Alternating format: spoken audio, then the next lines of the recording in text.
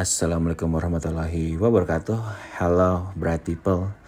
Jumpa lagi dengan saya Dimas P. Muharam. Ya, baru selesai nih di malam ini menyimak debat ya untuk calon kandidat pemilihan gubernur DKI Jakarta yang sebentar lagi akan hilang I-nya sehingga menjadi daerah khusus Jakarta saja, antara pasangan Ridho ya, Kang Emil tanpa Suswono, lalu Kun Fayakun, Pak Dharma Kun dan Pak Kun Wardana, dan juga pasangan menyala ya, Mas Pram dan juga Bang Dul. Karena saya masih KTP Jakarta dan juga ingin selalu menjadi warga DKI Jakarta ya, KTP nggak mau pindah meskipun sekarang rumah di daerah kota Tangerang, ya masih mepet-mepet Jakarta lah. Cuman ini tetap menjadi isu dan perhatian ya, karena namanya pilkada di DKI itu atau di Jakarta tuh selalu menjadi barometer nasional ya, meskipun kita sekarang sedang pilkada ini serentak seluruh kota, kabupaten dan provinsi berbarengan, tapi tetap perhatian itu ada di kota Jakarta ya, tetap ya. Nah, tema malam ini sebetulnya menarik dan esensial banget sebetulnya, dan harusnya banyak menyinggung soal sesuatu yang menjadi concern saya nih, yaitu isu penyandang disabilitas. Karena tema utamanya adalah sumber daya manusia dan transformasi kota Jakarta menjadi kota global ya. Meskipun tidak menjadi ibu kota, menjadi kota global. Nah, sebetulnya harusnya banyak sih yang bisa dieksplor di sumber daya manusia ini, baik dari sisi pendidikan gitu ya, pendidikan, terus juga kesejahteraan sosial dan lain-lain. Cuman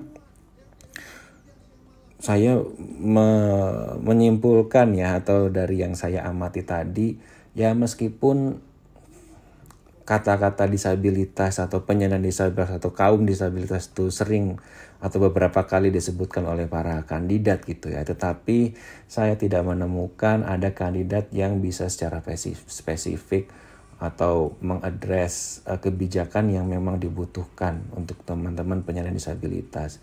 Ya, kalau di sini saya berbicara bukan pada tataran teori ya, tetapi ya selain ya paham teorinya juga, tapi juga mengalami langsung di lapangan dan juga mendengar juga aspirasi atau apa yang dialami oleh teman-teman di lapangan juga gitu ya. Bahwa sebetulnya ini menjadi peluang gitu ya untuk lebih banyak menyinggung ya isu-isu yang dari kelompok kita yang minoritas ini. Ya, meskipun kita tahulah bahwa di politik elektoral ketika popularitas itu menjadi sebuah yang penting ya, dan menjadi penentu gitu ya untuk keterpilihan di politik elektoral atau pemilihan seperti ini ya, kadang isu disabilitas ini ya tidak menjadi sebuah yang mainstreaming, hanya menjadi sesuatu yang ya sekilas selalu aja. Yang mungkin ketika misalnya dilihat data berapa sih penyandang disabilitas, jumlah penyandang disabilitas yang ada dalam DPT atau di DKI Jakarta, mungkin ya tidak lebih dari 2% kali ya. Cuman mungkin lupa gitu ya bahwa penyandang disabilitas itu punya keluarga, baik keluarga inti, anak-anaknya, orang tuanya, saudara-saudaranya, dan kita yang mengalami disabilitas dan keluarganya juga itu mengerti banget apa yang dialami, bagaimana susahnya dan lain-lain. Ketika misalnya ada calon pemimpin yang bisa mengadres, yang bisa menyasar dan memang mengenal banget nih apa kebutuhan penyandang disabilitas, itu harusnya ya kalau mau diomong secara praktis ya, secara transaksional, itu harusnya tetap menguntungkan bagi kandidat ya. Tapi sayangnya ini tidak teradres dengan baik. Hanya ya masih saya menangkap kesan bahwa masih ada, kita peduli, kita ingin membuat kota jadi inklusif, kita ingin ya berkepihakan, berkeadilan dan lain, setara dan lain, tapi tidak ada program atau sesuatu yang benar-benar ditangkap apa yang dilakukan gitu ya, program apa gitu yang dilakukan.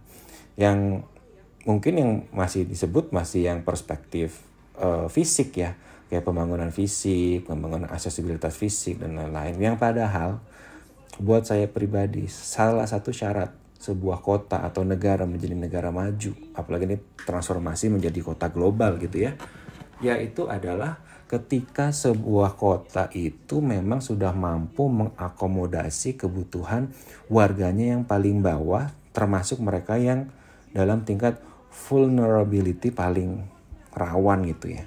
Ya mereka itu adalah ya disabilitas dan juga lansia gitu ya.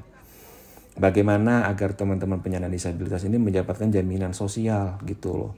Mendapatkan jaminan sosial, bagaimana mereka ini tidak khawatir dengan hidupnya. Oke lah, kita sudah banyak kehilangan nikmat di dunia ini gitu ya. Ya entah itu nikmat penglihatan, nikmat kita bisa bergerak bebas dan lain-lain. Tapi ya tolonglah sebagai negara yang hadir janganlah dibikin merasa nelongso banget gitu ya. Tetapi ya berharap ada kehadiran negara itu ya untuk bisa mendukung gitu ya, untuk bisa mengurangi beban tersebut gitu ya. Sembari ya tetap membuat teman-teman yang disabilitas jadi produktif, aman gitu ya, dan juga ya tidak menjadi beban negara lah. Nah sebetulnya belum tersebutkan tuh kayak misalnya bagaimana soal zonasi yang kadang-kadang orang tua ini masih khawatir ketika untuk menyekolahkan anaknya di sekolah umum. Terus juga bagaimana kesiapan sekolah, guru-guru yang sekarang dengan sistem zonasi meskipun baik tetapi sebetulnya perlu pendampingan, perlu dukungan dari negara agar membuat orang-orang tua ini tidak khawatir ya ketika harus menyekolahkan anaknya di sekolah umum. Bagaimana orang tua ini merasa tenang bahwa anaknya tidak menjadi korban bullying, bahwa gurunya melindungi anak-anak dengan disabilitas ini, bahwa gurunya bisa menjadi mediator antara anak-anak yang disabilitas dan tanpa disabilitas agar mereka bisa bersama gitu ya, bertumbuh bersama, belajar bersama. Itu yang menjadi kekhawatiran banyak orang tua ya. Dan kalau ini bisa teradres, bisa tersentuh gitu ya, menurut saya kan banyak sekali orang-orang tua yang akan sangat bersyukur dan wow, this is my man gitu ya. Ini adalah pemimpin saya gitu ya. Terus juga belum lagi kita mungkin teman-teman sering lihat lah menemukan teman-teman misalnya tunanetra yang terjadi pemijat, lalu omset mereka turun, akhirnya mereka harus keliling-keliling berjualan kerupuk gitu ya. Itu karena kenapa ya? Karena mereka tidak ada jaminan sosial. Mereka tidak ada jaminan bahwa mereka besok pasti akan bisa makan gitu ya. Ya padahal kita punya program yang namanya itu Kartu Penyandang Disabilitas Jakarta. Meskipun implementasinya itu betul-betul misinterpretasi ya. Dari kebijakan pusat yang itu harusnya kartu penyandang disabilitas itu hak seluruh penyandang disabilitas, tidak ada hubungannya dengan dia miskin atau tidak ada hubungannya dengan data terpadu kesejahteraan sosial harusnya, tetapi malah dianggap yang dapat kartu itu adalah hanya mereka yang miskin gitu. Yang padahal disabilitas itu meskipun dia kaya atau miskin, dia itu mampu atau tidak, disabilitas itu tetap mengakibatkan sebuah extra cost, membutuhkan harus naik ojek online misalnya, nggak bisa sepenuhnya naik transportasi umum, nggak bisa sepenuhnya bisa jalan kaki di trotoar melipir jalan gitu ya. Itu banyak tantangan di situ, tapi belum terpotret sepertinya bahwa kartu penyandang disabilitas Jakarta yang saat ini sudah ada tetapi salah interpretasi oleh Pemda itu sebetulnya kalau itu mau disebutkan, itu mau disasar, itu akan banyak sekali menolong banyak penyandang disabilitas di kota Jakarta ini. Ya jumlahnya berapa sih? Memberikan 300.000 atau 600.000 per bulan untuk mereka itu sehingga bisa survive, sehingga tidak harus keliling-keliling jualan kerupuk. Yang bukan masalah pekerjaan, yang namanya pekerjaan berjualan itu kan halal. Tetapi bagaimana soal keamanannya, bagaimana soal perlindungan mereka, apakah ya namanya tidak bisa melihat lalu keliling-keliling ke tempat yang baru gitu ya, itu kan risikonya besar. Belum kalau ditipu di jalan, kembaliannya itu tidak benar segala macam. Karena banyak orang-orang jahat juga gitu yang tidak punya hati nurani, dan itu harusnya pemerintah hadir di situ. Tetapi sayangnya ya mungkin yang pertama masalah waktu yang singkat ya. Tetapi di luar masalah waktu sebetulnya ada hal-hal yang apalagi ini menyangkut sumber daya manusia ya. Nah, kita tidak pengen kan bahwa penyandang disabilitas hanya selalu terus menjadi penerima bansos, beban negara gitu ya. Tetapi ketika mereka mendapatkan jaminan itu, mereka bisa bekerja, bisa menjadi penyumbang pajak juga bagi negara gitu loh. Jadi akan lebih produktif jadinya. Ya saya nggak tahu sih di tema-tema debat dua lagi ya, itu sekitar tanggal 27 Oktober dan tanggal berapa tadi ya, 10 atau 11 November itu katanya akan ada lagi. Saya nggak tahu coba browsing, belum ketemu temanya apa ya. Mudah-mudahan masalah kesejahteraan sosial ini untuk kelompok-kelompok yang masih termarginalkan itu bisa lebih dibedah lagi gitu ya. Karena di hari ini pun menurut saya banyak pembahasan yang keluar dari out of topic ya.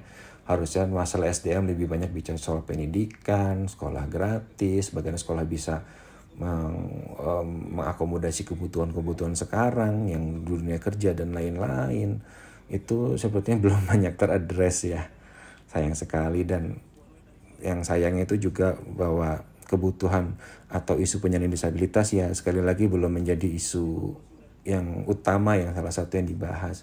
Masih disebutkan ya dipakai di bawah-bawah ya hanya sekilas lalu gitu saja gitu ya. Tidak ada, saya tidak menafikan bahwa para calon pemimpin ini dari mulai Pak Ridwan Kamil, Pak Bung Dharma, Mas Pram dan juga wakil-wakilnya itu bukan tidak peduli ya. Saya yakin mereka semua punya kepedulian dan saya yakin mereka semua punya hati nurani. Tetapi yang kita butuhkan adalah program yang jelas, kebijakan yang jelas, karena dengan kebijakan itu kita tidak hanya berlandaskan atau bergantung pada hati nurani pembuat kebijakan atau pelaksana kebijakan, tetapi ada sistem, ada kebijakan yang jelas, dan itulah yang akan menyasar banyak teman-teman penyandang disabilitas khususnya di kota Jakarta ya. Itu sih, menurut kamu gimana debat kali ini? Apakah sudah menyasar banyak topik atau yang kamu butuhkan nih? Kalau ada teman-teman disabilitas yang nonton ini juga atau mendengarkan podcast ini, bagaimana? Apakah kamu sudah merasa puas dengan debat kali ini? Apakah sudah merasa terwakili atau terjawab kebutuhan-kebutuhan kamu selama ini? Kalau bagaimana, silakan ditulis di kolom komentar ya. Oke, saya Dimas P. Muharam. Thank you and see ya.